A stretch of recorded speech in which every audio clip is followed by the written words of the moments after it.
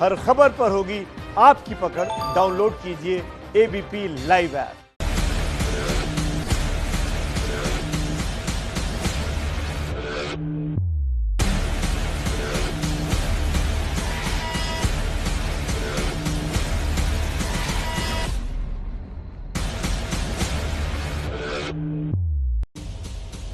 नमस्कार, मैं हूं रूबिका लियाकत। आप सभी का बहुत बहुत स्वागत है होमकार में। आज कोरोना का जो आंकड़ा आया है वो राहत देने वाला है। 83 दिनों के बाद पहली बार देश में कोरोना के केस 50,000 के नीचे हैं। शुक्र है। इससे पहले सरकार की ही एक कमेटी कह चुकी है कि कोरोना फरवरी तक खत्म हो जाएगा। यानी कोरोना पर लगाम लग रही है, लेकिन कोरोना पर लगाम के साथ ही नागरिकता पर संग्राम शुरू हो रहा है और फिर से शुरू हो रहा है। पार्ट 2। आपको याद होगा जब देश में कोरोना के मामले आए थे तो नागरिकता विरोधी प्रदर्शन खत्म हो गए थे, और अब जब कोरोना के मामले कम हो रहे हैं तो नागरिकता पर घमासान फिर से शुरू हो गया।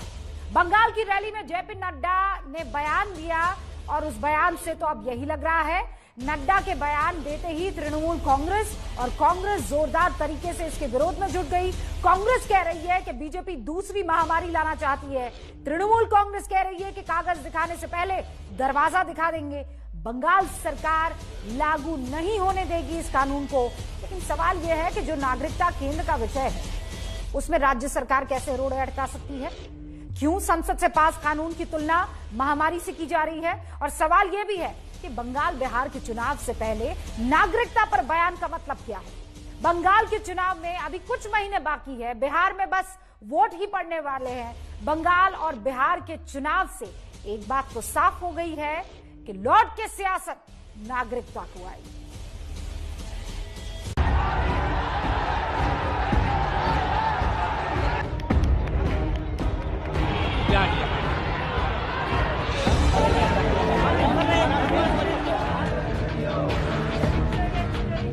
छह महीने बाद फिर नागरिकता पर घमासान।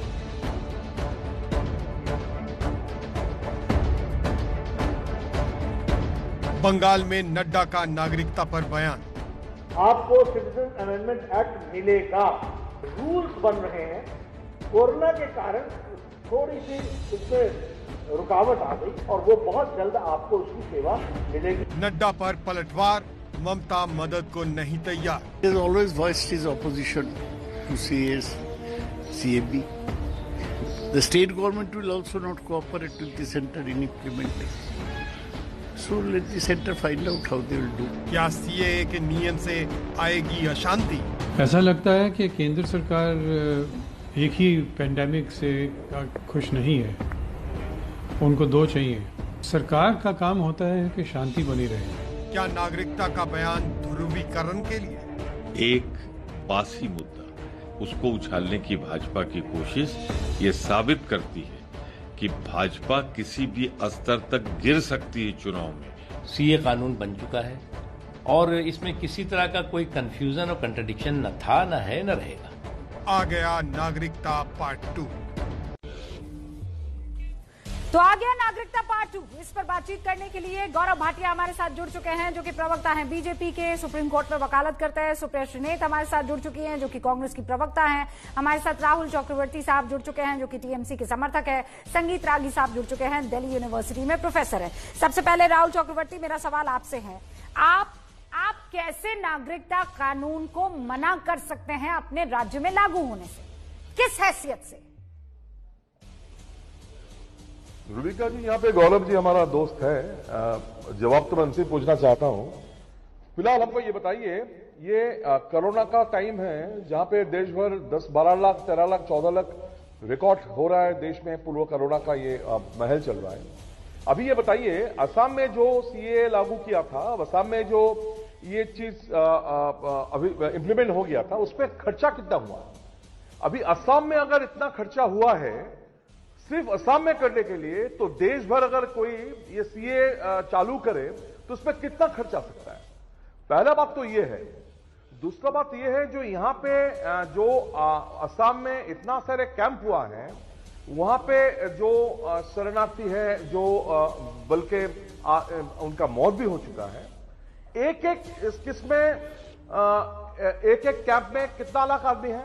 अभी अरे ये तो 19 सवाल लाख का जो सवाल हुआ लिस्ट ना, से मैं बाहर है। सवाल का जवाब दीजिए। ठीक है, आपके सवाल सुन लिए और रुबिका गौरव जी, भाटिया मैं इसका ये- जवाब दे देंगे। मैं मुझे ये रुबिका जी, बताइए, ये पूछना चाह आप रहा एक हूं। राज्य के मैं- तौर पर किस हैसियत से केंद्र से पारित हुआ कानून देश के राजपत्र पर आ चुका, वो एक एक अक्षर कानून में परिवर्तित हो जाता है जब देश के राष्ट्रपति उसे स्वीकार कर लेते हैं, उस पर मुहर लगा देते हैं, तो आप किस हैसियत से मना करेंगे? नहीं, किस हैसियत से? हमारा तो बात, रुबिका जी, हमारा बात तो ये है, लागू करने दीजिए ना, किस तरह से कीजिएगा लागू?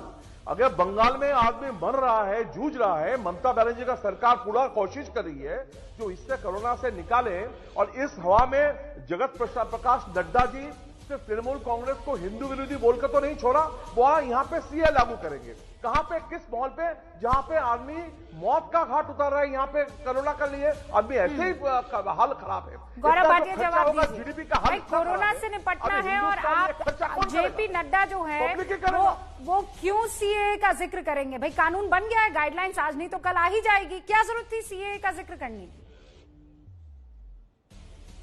रुबिका जी, आप तो ऐसे कह रही हैं कि किसी पाकिस्तान के कानून का जिक्र कर दिया हो राष्ट्रीय अध्यक्ष भारतीय जनता पार्टी नड्डा जी ने। और रुबिका जी, मैं जरूर राहुल जी की बात का उत्तर दूंगा। वो सीए और एनआरसी का फर्क शायद जान नहीं पाए। एनआरसी लागू हुआ था सर्वोच्च न्यायालय के आदेश से असम में, ना कि सीए। लेकिन सबसे अहम क्या है, देखिए, लोकतंत्र में आप जनता के बीच जाते हैं और भारतीय जनता पार्टी वो पार्टी है जो मैनिफेस्टो में कुछ वादे करती है, और कांग्रेस जैसी पार्टी हुई या तृणमूल कांग्रेस, ये लोग कह रहे थे करके दिखाओ, करके दिखाओ, और हमने कर दिया। तो अब कह रहे कैसे कर दिया?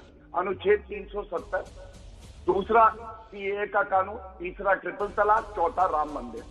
तो ये अपने आप में दर्शाता है कि हमने वादे पूरे किए तो इनको दर्द हो रहा है। दूसरी बात आपने बिल्कुल सही उठाई रुबिका जी, कि पार्लियामेंट में, संसद में कानून पारित होता है। अगर संसद ने कानून पारित कर दिया है तो इनको क्या हक है ये कहने का कि लागू नहीं करेंगे? गलत है ना? गौरव जी, लागू करेंगे गाइडलाइन, तो वो तो सबको पता है ना, सर्वमान्य है कि भाई जो पारित हो गया है कानून वो लागू होगा। जेपी नड्डा ने पश्चिम बंगाल की जमीन से सीएए का जिक्र क्या सोचकर किया? ये खर्चा कौन उठाएगा? रुबिका जी, थोड़ा चुप करा लीजिए। देखिए, रुबिका जी, मैं राहुल जी रुकिए ना, राहुल जी रुकिए एक सेकेंड, आप दोनों को रोक रही हूँ ये बताते हुए कि आज शाम 6 बजे प्रधानमंत्री नरेंद्र मोदी, याद रखिएगा, देश को संबोधित करने वाले हैं एबीपी न्यूज पर। वो लाइव संबोधन आप देखने वाले हैं, लेकिन उस बीच ये भी आप जान लीजिए कि कई ऐसे मुद्दे हैं जिस पर पार्टियां एक साथ खड़े नजर नहीं आ रही है। सीएए कानून में से एक मुद्दा है। गौरव भाटिया, अपनी बात 20 सेकंड में खत्म कीजिए और उसके बाद मेरे दोनों और मेहमान। मुझे 1 मिनट का समय दे दीजिए और बीच में न टूकिएगा, बहुत आभारी होगा आपका, धन्यवाद। देखिए, सबसे पहले मैंने आपको बताया, मैनिफेस्टो का वादा पूरा किया। सीएए वो कानून है जिसका संशोधन पार्लियामेंट में हुआ, शाहीन बाग की गलियों में नहीं होगा कानून पारित, पार्लियामेंट में होगा। और तीसरा, सर्वोच्च न्यायालय ने इस पे रोक लगाने से मना कर दिया। लेकिन ममता बनर्जी ने क्या कहा, अगर एनआरसी लागू हुआ, सीएए लागू हुआ तो गृह युद्ध हो जाएगा। जो मुख्यमंत्री शपथ लेता है संविधान की रक्षा करने के लिए, वही रक्षक भक्षक बन जाए तो कैसे चलेगा? ममता बनर्जी ने कहा यूएन मॉनिटर्ड रेफरेंडम होना चाहिए। मतलब एक सॉवरेन कंट्री ये मांग कर रहा है मुख्यमंत्री की हस्तक्षेप वो बाहर से, इससे ज्यादा शर्म की बात क्या हो सकती है? और सर्वोच्च न्यायालय में कौन वकील खड़े थे? कपिल सिब्बल, खड़े थे अभिषेक मनु सिंघवी। तो कांग्रेस को तो ये पता होना चाहिए कि सर्वोच्च न्यायालय ने रोक नहीं लगाई।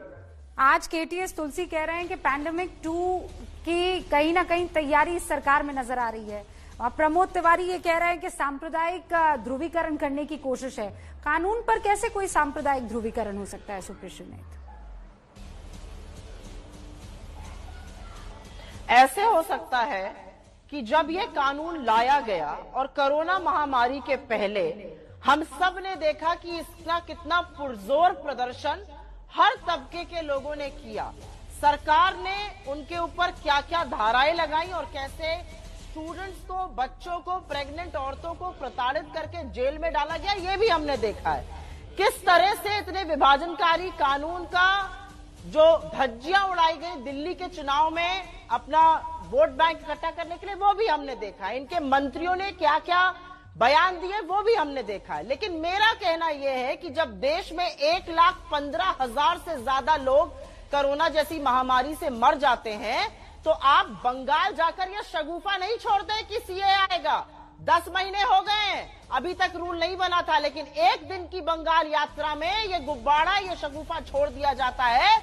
और ये मुझसे बेहतर आप जानती हैं रूबिका जी कि ये शगुफा क्यों छोड़ा गया है। बिहार चुनाव चल रहा है, पूरा ध्रुवीकरण, पूरे पोलराइजेशन की कोशिशें करी जा रही हैं। मैं सरकार से बोलती हूं कि रोजगार 15 करोड़ चले गए, डॉक्टर मर रहे हैं कोरोना में, 1,15,000 भारतीयों की मौत हो चुकी है। आपको उसकी चिंता नहीं है। आप अपनी विफलताओं पे पर्दा डालने के लिए फिर एक नया शगुफा छोड़ते हैं और लगातार आपने झूठ बोला है। आपने तो पार्लियामेंट तक में झूठ बोला है इसको लेकर। एक मिनट, मैं आपके बीच में नहीं बोली थी, शांत रहिए। आपने पार्लियामेंट तक में झूठ बोला है, इसकी जवाबदेही किसकी होगी? वो गए बंगाल में, दोनों पढ़े लिखे लोग। गौरव भाटिया, सुप्रिया सुनील, रुकिए एक सेकंड, अरे मुद्दे पर बात कीजिए। गौरव जी बोला और तमीज से पहले बात करना सिखाइए। गौरव जी, सुप्रिया सुनील प्लीज। सामने सबके 15 करोड़ लोगों की नौकरियां चली गई, उसके लिए मुंह में टेप लगा रहेगा, उसके लिए आंख में पट्टी बन जाएगी, उस पर एक शब्द नहीं कहा जाएगा, लेकिन बारूद में जाके चिंगारी लगानी। एक बार अपनी, अरे अब रुकिए ना, ओपनिंग रिमार्क्स देने दीजिए गौरव भाटिया। अब अपनी बात रखिए, अब अपनी बात रखिए। सुप्रिया सुनील एक सेकंड, आपने बात पूरी की। ये गौरव भाटिया बोल सकते हैं भाई, मैं तो गौरव भाटिया कौन सी बहस करना चाह रहे हैं? फिर मैं भी इसी तरह की बहस करूंगी, मैं इनको एक शब्द नहीं बोलने दूंगी। ये गलत बात है रूबिका जी, मैं इनके बीच में नहीं बोली थी। मैंने आपको बात रखने का मौका दिया, रिबटल का मौका ना। आपने सवाल पूछा है, सवाल पूछना थोड़ी मकसद है, उसका जवाब लेना भी तो मकसद होना चाहिए ना। इसमें कोई मुगालते में ना रहे। गौरव भाटिया। रूबिका जी देखिए, सबसे पहले तो इन्होंने कहा कि सीए ऐसा कानून है जो देश को विभाजित करता है, गलत कानून है। तो मैं मोदी जी ने जो सवाल किया था वो पूछूंगा, किस मुसलमान की नागरिकता छीनी जा रही है इस कानून में? दूसरी बात मैं पूछूंगा, मनमोहन सिंह जी तो बहुत बड़े नेता है ना इनकी पार्टी के, उन्होंने 18 दिसंबर 2003 में क्या कहा? उन्होंने कहा जो हिंदू हैं और विभिन्न धर्म के लोग हैं, बांग्लादेश में हैं, उनकी नागरिकता पे पूरा सहानुभूति होनी चाहिए और उनको नागरिकता मिलनी चाहिए। ये मनमोहन सिंह जी कह रहे हैं, हम नहीं कह रहे। तीसरी बात देखिए, सबसे इंपॉर्टेंट ये है, कोविड की ये बात लाती है तो महाराष्ट्र में सबसे ज्यादा केसेस है, पूरे देश के 25%, सबसे ज्यादा मौतें वहां हो रही है। और राहुल गांधी से पूछा जाता है तो वो कहते हैं मैं ड्राइविंग सीट पे नहीं हूं, मैं ड्राइविंग सीट पे नहीं हूं। दो मिनट सर, आप रुकिए ना, मेरे 2 और मेहमान है ना, उनको भी बुलाया मैंने। बताएं जेपी नड्डा को क्या जरूरत थी जाके शगुफा लगाने की? अरे भाई सुप्रिया सुनील, देश का कानून है, सीए का जिक्र करने में किसी को दिक्कत क्या हो सकती है? किसी को दिक्कत क्या हो सकती है? संगीत रागी, देश का कानून है, इस पर तो फक्र होना चाहिए। हाँ सुप्रिया सुनील एक सेकंड, रूबिका जी, देश का कोई भी कानून हो, रूबिका जी, देश का कोई भी कानून हो, एक मिनट, देश का कोई भी कानून हो, अगर उसके खिलाफ इतना प्रदर्शन होता है तो सरकार संवेदनशील होकर उसके बारे में सोचती है। ये सरकार सोचना ही नहीं चाहती है, हर चीज जबरन करना चाहती है। अरे भाई, आप बार बार ये चीज क्यों भूल जाती हैं कि ये लोग जो प्रदर्शन कर रहे हैं वो इस बात को लेकर प्रदर्शन कर रहे हैं कि हमें यहाँ से निकाल फेंका जाएगा, जबकि इस कानून का आप तो पढ़ी लिखी हैं, आप तो पूरा होमवर्क करती हैं, जबकि इस कानून का उस माइनॉरिटी के साथ किसी तरह का कोई वास्ता ही नहीं है सीए के साथ। और आप कह रही है प्रेग्नेंट औरतों को पकड़ के जेल के पीछे, अरे उन तमाम लोगों को जेल के पीछे फेंका जाएगा जो झूठी बातें फैलाएंगे, जो दंगा फैलाने की कोशिश करेंगे, जो किसी एजेंडा के तहत काम करेंगे। देश की सिक्योरिटी सर्वोपरि है ना। ये सेलेक्टिव कोटिंग मत करिए, क्योंकि गृह मंत्री अमित शाह ने, देखिए गृह मंत्री अमित शाह ने तो लोकसभा में कहा है कि एनआरसी सीए के साथ आएगा, और कब कहा है? दिसंबर 2019 में। संगीत रागी उन्होंने जवाब 2019 में संगीत रागी जवाब दीजिए में था एनआरसी आएगा। और होम मिनिस्टर की कंफ्यूजन क्या होम मिनिस्टर ने पैदा किया? रूबिका जी उनको रोकिए प्लीज। ओके सुप्रिया, मैडम आपका नाम संगीत रागी नहीं है। ये बात बताए, क्लियर करें ये बात। ये लोग झूठ बोलते हैं क्या? झूठ बोलते हैं क्या ये लोग? पूछिए इनसे। रूबिका जी उनको रोकिए, वो दूसरे का समय व्यस्त कर रही हैं। आपने कहा झूठ बोलते हैं, वो एक बार में समझ में आ गया, 3 बार बोलेंगी तो वो बड़ा झूठ नहीं हो जाएगा, झूठ ही रहेगा। आप जवाब दीजिए संगीत रागी, क्या होम मिनिस्टर जो बातें कह रहे थे उससे कंफ्यूजन फैला है कि एनआरसी आएगा, सीए आएगा, दोनों साथ आएंगे? नहीं, दोनों साथ नहीं आएंगे, दोनों मिलते जुलते हैं? नहीं मिलते जुलते हैं। संगीत रागी देखिए रूबिका जी, पहली बात तो कि भारतीय जनता पार्टी के अध्यक्ष को क्या बात करनी है, क्या नहीं बात करनी है, वो भारतीय जनता पार्टी के अध्यक्ष तय करेंगे, न कि कांग्रेस का प्रवक्ता और कांग्रेस के जुअराज तय करेंगे। अब देश चाइना से जूझ रहा है, वैसी स्थिति में जहां पर हमारे बॉर्डर पे सिपाही लोग लड़ने के लिए, मारने के लिए तैयार हैं, वैसे में भी राहुल गांधी जो है वो देश की सेनाओं का मनोबल तोड़ने के लिए देश के खिलाफी और चाइना के पक्ष में बात कर रहे हैं, तो हम लोग तो उनको समझा ही सकते हैं। अब उस पर बहुत ज्यादा तो जिक्र किया नहीं जा सकता, ये उनकी बुद्धि का मत है। तीसरी बात, सीएए पर राज्यों के विषय का ये मामला ही नहीं है, ये केंद्र के विषय में अंग है। प्लीज, मैंने हस्तक्षेप नहीं किया था, मैडम हस्तक्षेप मैंने नहीं किया था। आप अभी गौरव भाटिया जी को सिखा रही थी, थोड़ा सा धैर्य रखिए, मैं आपके बीच में नहीं बोला था। तीसरी बात, देखिए सीएए का मुद्दा जो है वो किसी भी 25 बार देश के गृह मंत्री ने कहा है कि किसी के नागरिकता लेने का सवाल नहीं है, ये नागरिकता देने का सवाल है, और उन लोगों को देने का सवाल है जो लोग इस्लामिक कंट्री से माइनॉरिटी में हैं और जहां उनका उत्पीड़न हुआ है वो वहां से आए हैं। इस्लामिक कंट्री के अंदर मुस्लिम लोग उत्पीड़ित नहीं हो सकते हैं, बाकी जितने संप्रदाय के लोग हैं सबकी नागरिकता का प्रावधान है इसके अंदर। ठीक है, सवाल यह है कि क्या आ गया नागरिकता कानून पार्ट 2? याद होगा 25 मार्च शाहीन बाग विरोध प्रदर्शन पर फुल स्टॉप लग गया था। मेरे साथ शोएब जामई साहब इस वक्त जुड़े हुए हैं, ब्रेक से पहले आपके पास नहीं आ पाई थी। शोएब भाई, जरा इस पर मुझे पहला रिएक्शन दीजिए। तो 25 मार्च को बंद हो चुका था प्रदर्शन, मुझे लगता है कि वो विरोध भी बंद ही हो जाना चाहिए। अब तक तो पढ़ लिख लिया होगा, तमाम लोगों ने उस कानून को समझ में आ गया होगा कि इन लोगों से कोई वास्ता नहीं है। पॉइंट नंबर 1 ये है कि शाहीन बाग आंदोलन कभी बंद हुआ ही। जिस तरीके से नड्डा जी ने कहा कि कोरोना की वजह से हमें देरी हुई है सीए लागू करने में, उसी तरीके से कोरोना की वजह हमने उसको स्थगित किया है। पॉइंट नंबर 2 ये है कि जामिया मिलिया इस्लामिया हिंदुस्तान की नंबर 1 यूनिवर्सिटी है और जिसका हमारा साथ दे रहे थे वो जेएनयू भी सब पढ़े लिखे लोग हैं। मैं भी पीएचडी किया हूँ और जितने भी हमारे प्रदर्शनकारी सब अच्छे खासे पढ़े लिखे हैं। सिटीजनशिप अमेंडमेंट एक्ट क्या है, सब section C clause number 2 point number 2 क्या है, 1955 सिटीजनशिप चार्टर एक्ट क्या है, ये सब हमें बखूबी पता है। इसलिए ये मत कहिए कि यहाँ से इनको पढ़े लिखे नहीं है, इनको पता ही नहीं है कुछ। तीसरी बात ये है कि ये सरकार किसने यही तो कर रहे हैं, सीए कानून को जैसे आपने मरोड़ दिया वैसे ही मेरे बयान को मरोड़ दिया। मैंने कब कहा कि पढ़े लिखे नहीं है? मैंने कहा 6 महीने में तो पढ़ लिख लिया होगा ना इस पूरे कानून को। जब कानून की इतनी समझ है तो फिर आपको इस बात की भी समझ होगी कि अब ये 7वीं अनुसूची जो है उसका हिस्सा बन चुका है। अब तो लोगों को एहसास हो गया होगा कि मैं कह रही हूं पढ़ लिख लिया होगा और कह रहे हैं कि नहीं हम अनपढ़ नहीं, हम तो पढ़े लिखे हैं। सबको मालूम पड़ गया होगा आप कैसे मरोड़ते हैं बातों को। सुनिए, आप जो कह रही है ना कि कानून है, कानून का क्यों, बिल्कुल कानून का विरोध होगा, क्योंकि सुप्रीम कोर्ट ने साफ तौर पर कहा है कि हिंदुस्तान के लोकतांत्रिक समाज में लोग कानून का भी विरोध कर सकते हैं। और दूसरी बात कि अगर बंगाल से इन्होंने हुंकार भरी है ना कि सीए को हम दोबारा ये कर रहे हैं या फिर उसके बारे में छेड़छाड़ कर रहे हैं, तो हम कह रहे हैं कि हम दोबारा बंगाल से ही शुरुआत करेंगे और इस बार हमारा आंदोलन बंगाल से ही छेड़छाड़ कर रहे हैं। उन्होंने कहा गाइडलाइंस जारी कर रहे हैं, गाइडलाइंस और छेड़छाड़ में अंतर नहीं है क्या? तो जेपी नड्डा बंगाल की जमीन से ये कहते हैं कि सीए को लेकर गाइडलाइंस जल्दी लागू होगी, तो वहां पर सौगत राय ये कहते हैं कि हम इसे लागू होने ही नहीं देंगे। उसके बाद महुआ मित्रा कहती है कि कागज दिखाने से पहले आपको दरवाजा दिखा देंगे। हम ये सवाल पूछ रहे हैं कि एक बार फिर से 6 महीने बाद हम लौट के जीरो पर आ गए हैं। आपने सुना अभी शोएब जामई ये कह रहे थे कि ये एंटाई जो प्रोटेस्ट चल रहा था सीए का वो बंद ही नहीं हुआ है। गौरव भाटिया, मतलब कभी भी दोबारा शाहीन बाग देखने को मिल सकता है। शोएब भाई रुकिए आइए। इस बार बंगाल देखिए, सुन लीजिए, इस बार बंगाल से शुरू करेंगे।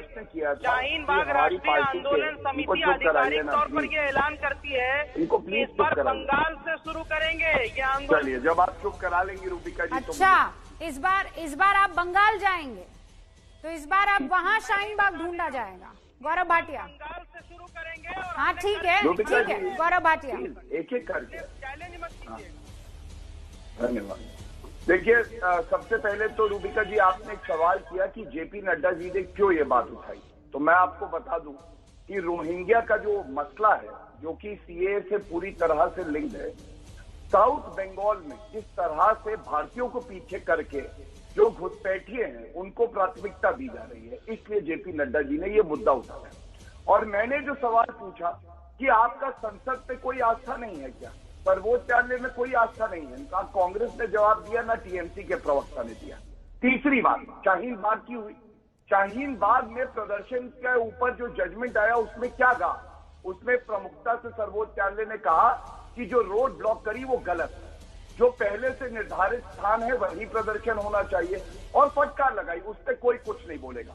अब तीसरी और सबसे अहम बात, भारतीय नागरिकों की बात हम करते हैं, हमें कोई जरूरत नहीं कि हम कांग्रेस को समझाएं, इनको रोहिंग्या से प्यार होगा, ये प्यार करते रहे। हम कश्मीरी पंडितों के हक के लिए लड़ेंगे, हम भारतीय नागरिकों के हक के लिए लड़ेंगे।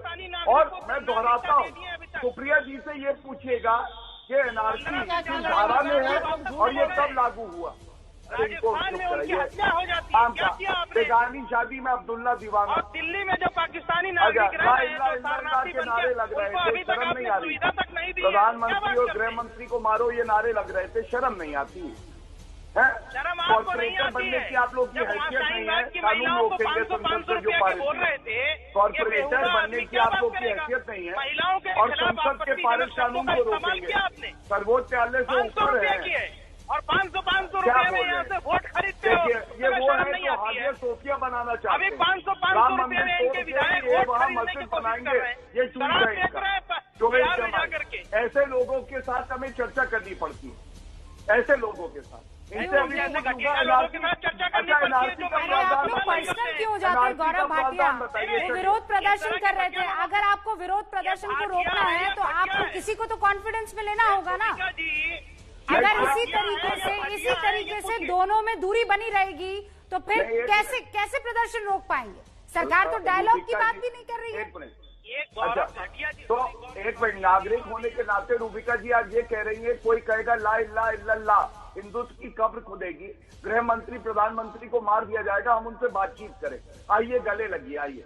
मतलब आप सर्वोच्च न्यायालय के ऊपर अपना जजमेंट देना चाहती हैं क्या रूबिका जी? अच्छा, क्या गलत बात कही मैंने? अच्छा गौरव भाटिया, आप ये बोल रहे हैं कि जिसको विरोध प्रदर्शन करना है करता रहे। अरे भाई, जो ये कह रहे हैं उनको आप जेल के पीछे प्रदर्शन है, आप जो लोग ये कह रहे हैं उनसे जेल के पीछे फेंक दीजिए। लेकिन आप ये कैसे कह सकते हैं कि मान लीजिए कानून में अगर किसी को आस्था नहीं है या विरोध कर रहा है तो वो सबके सब जो है वो एंटी नेशनल हो गए, ये कैसे हो सकता है गौरव भाटिया? सुनिए रूबिका जी, मैं कह रही हूँ इसका तो फिर नाजायज फायदा उठाया जाएगा बार बार। का कौन सा हक दिया जा रहा है ये पूछिए ना पहले। आप एंकर हैं, मैं आपको सवाल बता रहा हूँ, भारतीय मुसलमान मैं बताती हूँ कौन सा हक ले रहे हैं? रूबिका जी, पूछिए ना जो कह रहा हूँ। 30 सेकंड गौरव भाटिया, अगर ऐसा होता तो सुप्रीम कोर्ट की तरफ से उन लोगों को वहाँ नहीं भेजा गया होता कि जाइए बात करके आइए। सुप्रिया सुने, एक सेकंड, सुप्रिया सुने, 30 सेकंड।